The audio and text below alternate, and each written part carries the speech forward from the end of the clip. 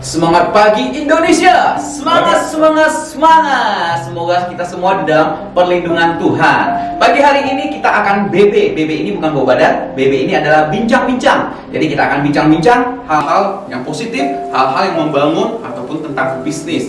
Dan pagi hari ini luar biasa, kita sudah kedatangan seorang tamu dan kita akan bincang-bincang dengan beliau. Siapakah beliau tersebut? Nanti kita akan tanyakan ya. Oke. Ya, Pak Rinaldi, selamat pagi. Terima kasih, Oke. Mas Petra. Bisa langsung saja ceritakan latar belakang Pak Rinaldi nih. Ya, latar belakang saya ya sebelumnya saya adalah seorang pengusaha properti ya, dan juga seorang pengusaha untuk bisnis grosiran sayur yang ada di Batam. Itu loh, Bro Petra. Oke. Ini sebagai seorang pengusaha nih berapa lama nih di properti? Kalau di properti saya sudah mulai sejak di tahun 2012. Ya, cenderung saya agensi juga ya menjual rumah-rumah maupun ruko-ruko baru maupun perumahan baru ya. Di 2015 bisnis saya berkembang lagi. Selain menjual unit-unit baru, saya juga membeli rumah-rumah dari yang lelangan, terus gua jual balik setelah gua perbaiki gitu loh. Oke. Dan di 2018 saya membuka bisnis grosiran sayur.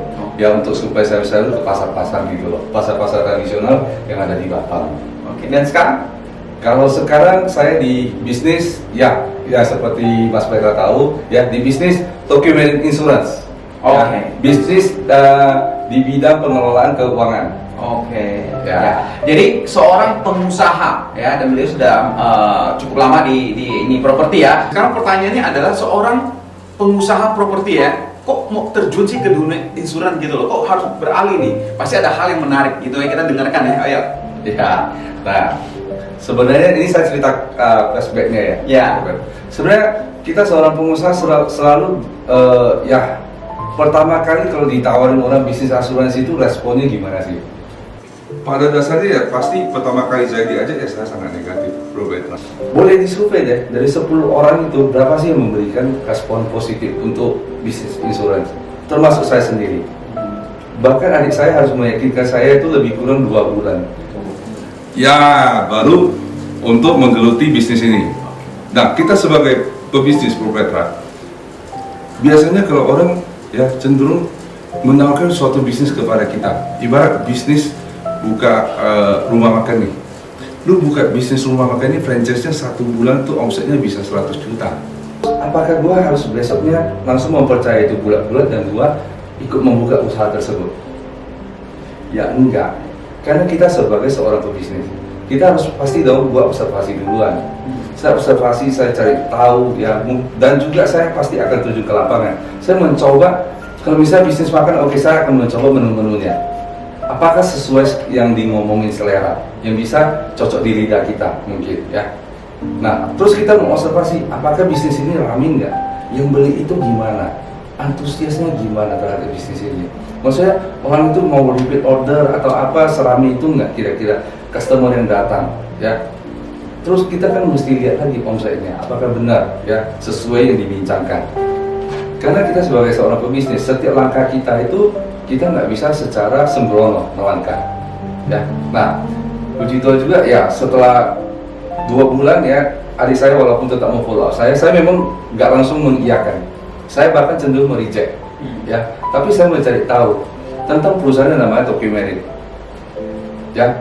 Luar biasanya perusahaan ini adalah perusahaan nomor 1 di Jepang, perusahaan paling tua, boleh dibilang paling besar. Nah, itu yang pertama meyakinkan saya, oke, ini perusahaan bukan perusahaan kaleng-kaleng ya. Oke, itu yang pertama. Terus yang kedua itu adalah momentum ya, di mana Tokyo Marine itu sendiri ya baru buka cabangnya di Batam gitu loh ya. Saya melihat ini sebagai momentum ya. Di saat mungkin di perusahaan yang telah eksis sebelumnya, existingnya jumlah financial konsultannya, agennya mungkin sudah mencapai ratusan bahkan ribuan orang. Di sini dia baru memulai membuka usahanya, cabangnya. Agen-agennya masih belum gitu banyak. Oke?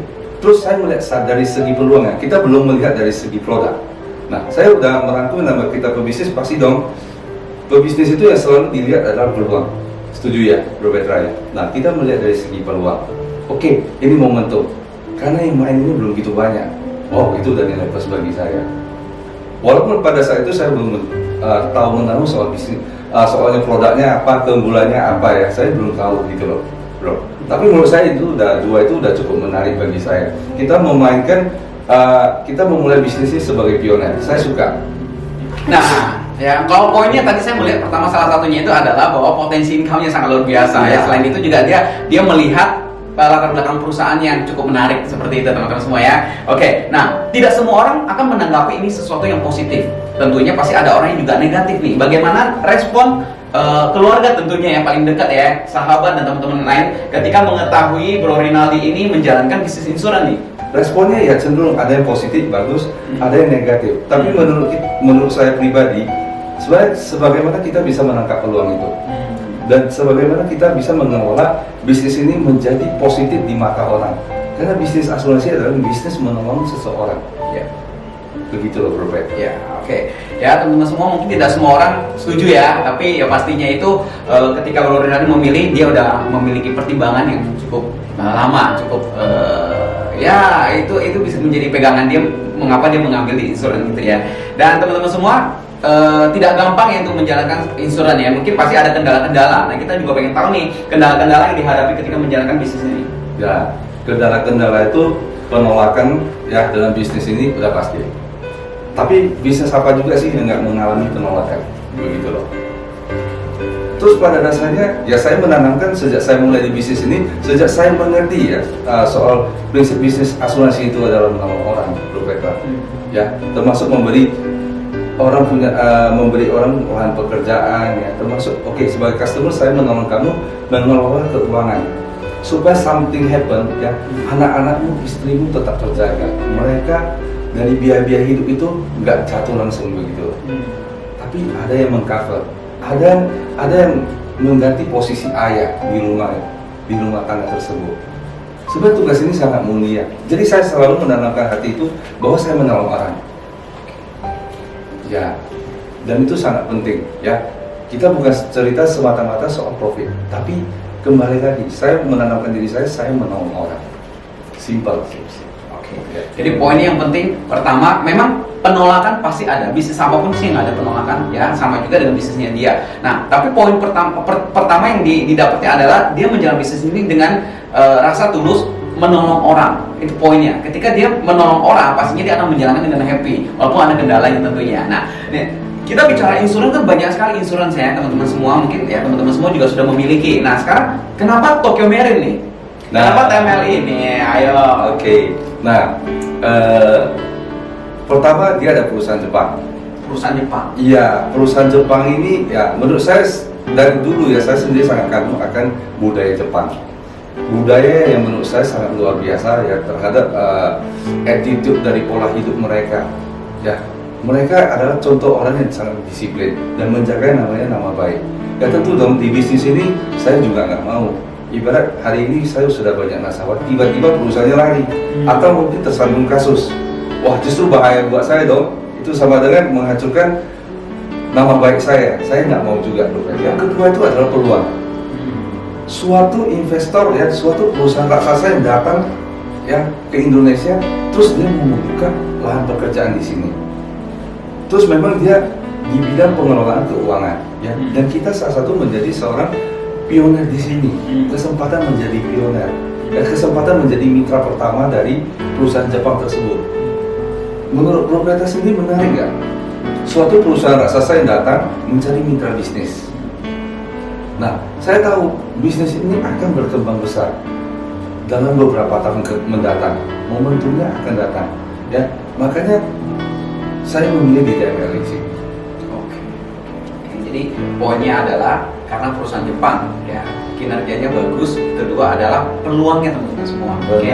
Ya. Dan bulan Oktober ini adalah ulang tahunnya Tokyo Marine yang ke-8 ya. Ya, luar biasa. Ya, dan untuk Batam sendiri ini yang pertama. Benar. Oke, ini gimana nih selama 1 tahun perkembangannya di Batam? Menurut saya luar biasa ya. Saya sendiri pun nggak pernah membayangin ya saya bisa mengembangkan bisnis di sini loh, begitu loh. Untuk omset lumayan ya, boleh dibilang untuk 2019 saya pendapatan kita itu udah melebihi hampir 200% Wow. dari target yang diajukan dari perusahaan. Ya, karena selain perusahaan kita jelas didukung oleh produk kita yang bagus menurut saya, yang sangat menjawab akan kebutuhan dari nasabah ataupun customer gitu loh. Ya, nanti mungkin sesi produknya bisa dicari tahu ya, datang di kantor. Ya, kita Kantornya di share-share. mana nih? Kantornya di mana? Ya, Geraha Pena ya, langsung saja ke Geraha Pena lantai 3A ya. PT Tokyo Marine Life Insurance. Iya, jadi buat teman-teman yang pengen tahu lebih dalam lagi tentang potensi income ataupun bagaimana menjalankan bisnis ini, bisa langsung datang ke Geraha Pena lantai 3A ataupun bisa langsung bertemu dengan Pak Rinaldi langsung, oke? Terima kasih Pak Rinaldi. Ya, terima kasih Bro Petra. Ya, teman-teman semua, sampai jumpa di pembicaraan berikutnya, di bincang-bincang berikutnya. Oke, selamat beraktivitas. Terima kasih. God bless you.